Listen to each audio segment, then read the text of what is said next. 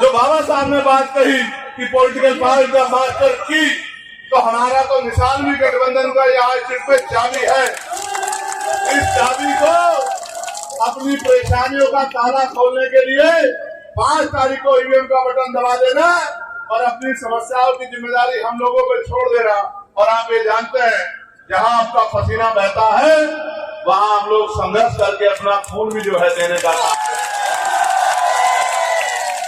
हर साला अपने साले को फोन करे और वो साला अपने साले को फोन करे और वो साला अपने साले को फोन करे।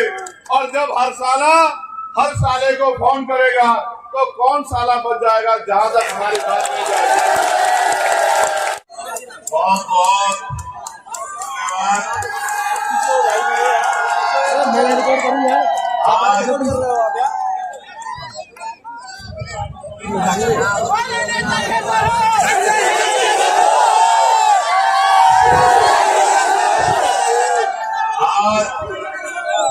NIT फरीदाबाद में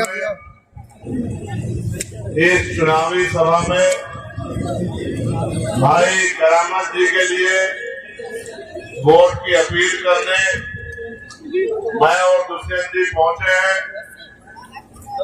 इस सभा को अपनी बात रखने से पहले मैं आप सबका बहुत बहुत धन्यवाद करता हूं। ये जो जोश नौजवानों में, बुजुर्गों में, माताओं बहनों में देखने को मिल रहा है, ये जो जोश जमीन पर तैयार हुआ है, भाईचारे के साथ तैयार हुआ है, इस जोश के बाद आजाद समाज पार्टी, जेजेपी और भीम आर्मी के नेता और पदाधिकारियों में भी आपकी मेहनत से एक ऊर्जा का संचार हो गया है। मेरा ये मानना है इस जोश को अगर आपने 5 तारीख तक, जब तक ईवीएम पैक नहीं होती, बना के रखा और 8 तारीख को तैयारी करके काउंटिंग तक आपने संभालने का काम किया, तो मेरा ये विश्वास है कि इस बार भाई करामत तीसरे नंबर पे नहीं, पहले नंबर पे आएंगे। लेकिन ये तभी संभव होगा जब आप सब लोग अपने आप को खुद से हाजी करामत, दुष्यंत चौटाला और चंद्रशेखर आजाद मानकर मेहनत से काम करेंगे और फील्ड में जाकर अपनी जिम्मेदारी को अपने कंधों पर लेकर अपनी मेहनत को सफल बनने का काम करेंगे। मैं सभी धर्मों में जन्मे सभी संतों, गुरुओं और महान पुरुषों को नमन करता हूं और सामाजिक परिवर्तन के सबसे बड़े नायकों में से राष्ट्रपिता ज्योतिबा फूले, छत्रपति साहू जी महाराज, डॉक्टर बाबा साहब अम्बेडकर, चौधरी साहू देवीलाल और मान्यवर काशीराम साहब को भी आज इस चुनावी सभा में नमन भी करता हूं, याद भी करता हूं। आप देखिए, ये परिवर्तन का दौर है।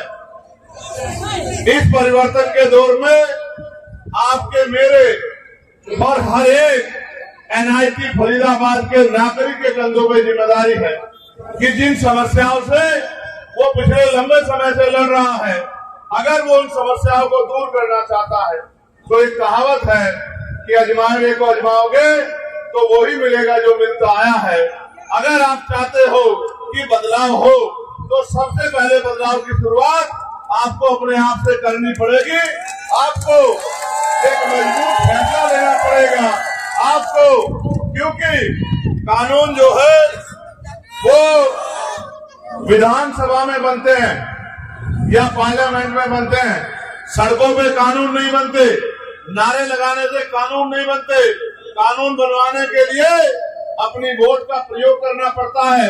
हम 10 रुपए का सामान खरीदते हैं तो उस सामान को 4 बार चेक करते हैं लेकिन जब लाखों करोड़ रुपए से कीमती और अपने क्षेत्र के, अपने बच्चों के, खुद के भविष्य के बदलाव का फैसला करने के लिए वोट देते हैं, तो कभी किसी के कहे से, कभी किसी के कहे से वोट देते हैं और फिर 5 साल कहते हैं कि हमारे लिए कोई काम नहीं हो रहा है। मैं तो आपसे कहना चाहता हूँ, जैसा मैंने पहले कहा कि अगर शुरुआत करनी है तो खुद से कीजिए।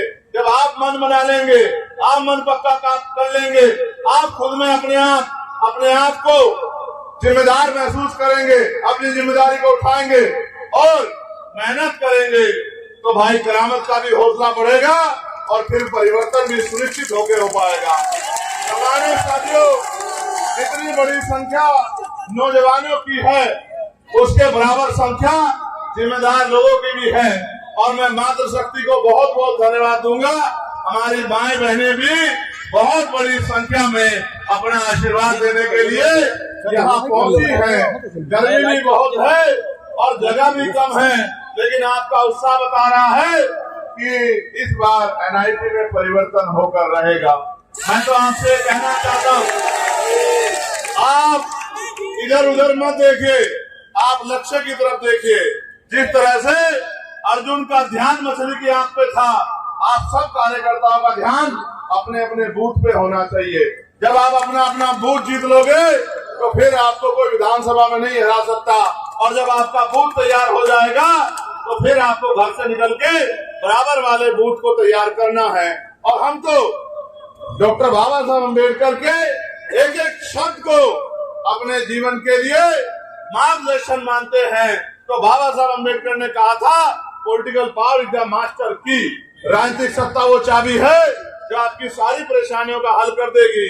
मैं आपको इशारे के तौर पर कह रहा हूँ, आप महसूस कीजिए कि सत्ता में कितनी ताकत होती है और आप कहाँ खड़े।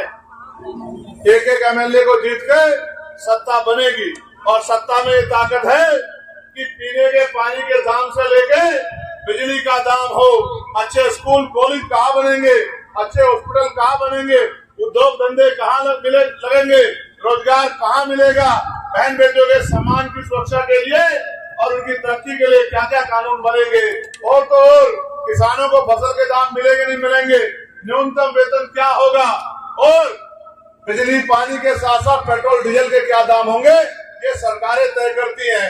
और तो और इलाज की व्यवस्था कैसी होगी, पढ़ाई कैसी होगी, ये सरकार तय करती है। और जैसे मैंने कहा कि जो आपकी बुनियादी समस्याएं हैं, अगर आपने अपना एमएलए जिता लिया तो वो असेंबली में जाके आपकी समस्याओं के लिए आवाज उठाएगा और फिर आपकी समस्याओं का हल होगा। अगर आपने वोट का सही प्रयोग नहीं किया तो फिर आप 5 साल ऐसे आंखें फैला के देखते रहेंगे। आप मेरी बात पे गौर कीजिए, जो बात मैं आपसे कह रहा हूँ, ये वोट का अधिकार बिकने के लिए या ये वोट किसी को फेंकने के लिए हमारे महापुरुषों ने बलिदान देके हमें नहीं दिलाई। ये वोट हमें शक्ति निर्माण के लिए मिली है और शक्ति संघर्ष से निर्माण होती है।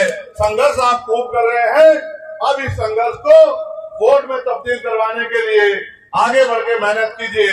आप ये जानते हैं आवाज उठाने से क्या होता है, इसका एक बड़ा उदाहरण मैं आपको बताता हूँ। 29 जुलाई को पार्लियामेंट में मैंने आवाज उठाई, बजट सेशन चल रहा था, बजट में अपनी बात रखते हुए कि न्यूनतम वेतन मजदूर जो है, कर्मचारी जो है, वो मेहनत करता है, पसीना बहाता है, लेकिन कहीं 250 रुपए मिलते हैं, कहीं 300 रुपए मिलते हैं, कहीं 400 रुपए मिलते हैं। मैंने आवाज उठाई कि न्यूनतम वेतन 700 रुपए होना चाहिए और 1 महीने सरकार ने संज्ञान नहीं लिया कि अगले महीने देखेंगे। फिर हमने दिल्ली में एक बड़ा आंदोलन 11 तारीख को किया और फिर अपनी मांगों का ज्ञापन सरकार को सौंपा। मैं धन्यवाद दूंगा भाई दुष्यंत जी का, उन्होंने उस आंदोलन में बहुत बढ़कर के सहयोग किया। और फिर आप देखिए 3 दिन पहले नोटिफिकेशन जारी हुआ कि अब न्यूनतम मजदूरी जो है वो 783 रुपए होगी। ये कैसे संभव हो पाया? ये तभी संभव हो पाया जब हमने पार्लियामेंट में सवाल खड़ा किया। आपकी वोट से चुना नेता आपकी वोट को लेके 5 साल आपकी बस्तियों में दिखाई नहीं देता, एक समस्या पे आवाज नहीं उठाता। जो कहावत ये है, अगर आप किसी की मदद नहीं कर सकते तो उससे प्यार से दो बात ही कर लो। जो आदमी आपके लिए असेंबली में बोल नहीं सकता वो आपको अधिकार दिलाएगा कैसे? इसलिए मैं आपसे कह रहा हूँ, भाई करामत लंबे समय से सेवा कर रहे हैं, लंबे समय से प्रयास कर रहे हैं कि आपका आशीर्वाद उनको मिले। मैं आपसे अपील करने आया, सिर्फ अपील, इस बार जो बाबा साहब ने बात कही कि पॉलिटिकल पार्टी का मास्टर की, तो हमारा तो निशान भी गठबंधन का यहाँ सिर पे चाबी है। इस चाबी को अपनी परेशानियों का ताला खोलने के लिए 5 तारीख को ईवीएम का बटन दबा देना और अपनी समस्याओं की जिम्मेदारी हम लोगों पर छोड़ देना। और आप ये जानते हैं, जहां आपका पसीना बहता है वहां हम लोग संघर्ष करके अपना खून भी जो है देने का काम करते हैं। मैं आपके दोनों तरफ जो राइट में और लेफ्ट में हमारे जो इतने बड़ी संख्या में लोग आज उपस्थित हुए हैं, उनसे आग्रह के तौर पे कहना चाहता हूं, आजाद समाज पार्टी और जेजेपी के प्रत्याशियों को जिताकर ही आप हरियाणा को विकसित हरियाणा, समर्थ हरियाणा और ताकतवर हरियाणा बना सकते हैं। पूरे 13 महीने किसानों के आंदोलन में हमने बढ़ चढ़ के संघर्ष किया, संघर्ष करके उनकी मांगों को मनवाने का काम किया। जब पहलवान बेटियों को अपमानित किया गया, उनके सम्मान के लिए जंतर मंतर पे लड़ाई लड़ी और फिर पार्लियामेंट में भी जोर शोर से उनकी आवाज उठा के उनको न्याय दिलाने का काम, आसान करने का काम हमने किया। अब भी आगे हम लोग संघर्ष में हैं, बस आपके आशीर्वाद की जरूरत है। साथ साथ बड़कल विधानसभा से सरदार परमिंदर सिंह जी हमारे प्रत्याशी हैं और तिगांव विधानसभा से टीकाराम भारद्वाज जी हमारे प्रत्याशी है। मैं आपसे अपील करता हूं, एक बहुत अच्छी कहावत है हरियाणा की, हमारे हरियाणा के साथी सुनाया करते थे, हमें इस काम को कर लेना सारी परेशानियों का हल हो जाएगा। ये प्रचार का सबसे आसान तरीका है कि क्योंकि हमें रिश्तेदारियां हैं, आपस में भाईचारा है, हर साला अपने साले को फोन करे और वो साला अपने साले को फोन करे और वो साला अपने साले को फोन करे। और जब हर साले को फोन करेगा तो कौन साला बच जाएगा जहां तक हमारी बात नहीं जाएगी। तो अगर हमको इस टेक्नोलॉजी का प्रयोग ही कर ले कि अपने फोन का इस्तेमाल कर ले और रिश्तेदारियों को, दोस्तों को, साथियों को तैयार कर ले, तो आपकी 4-5 दिन की मेहनत एक बड़ा परिवर्तन जो है एनआईसी में, बड़खल में, तिगांव में कर देगी। मैं आपसे अपील करता हूं, इस जोश के साथ आज आप आए हो, इस जोश को दुगना करके यहाँ से ले जाना और जाके मेहनत करना और हमारे प्रत्याशियों के हाथों को मजबूत करना। आपने मुझे सुना, इतनी बड़ी संख्या में आप आए, आपने आके मातृ शक्ति भाइयों ने, बड़ों ने आशीर्वाद दिया। मैं आपका अभिनंदन, वंदन और स्वागत करता हूं। और साथ साथ जेजेपी, आजाद समाज पार्टी और भीम आर्मी के नेताओं का भी, कार्यकर्ताओं का भी धन्यवाद करता हूं, क्योंकि कार्यकर्ता रीढ़ होती है और कार्यकर्ता संघर्ष करता है। मैं इन बहादुर कार्यकर्ता का हौसला बढ़ाते कहना चाहता हूं, उठो, संघर्ष करो और अपना मैदान जीत लो। आने वाला कल आपका है, आने वाला भविष्य हरियाणा का भाई दुष्यंत चौटाला है। आगे बढ़ के मेहनत करो और एकजुट होके इस लड़ाई में अपना, इस संघर्ष में अपना योगदान दो। बहुत बहुत धन्यवाद। जय भीम, जय भारत, जय संविधान, जय जवान, जय किसान।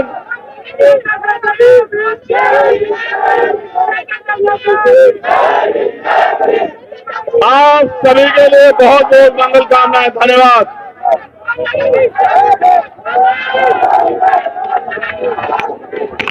सभी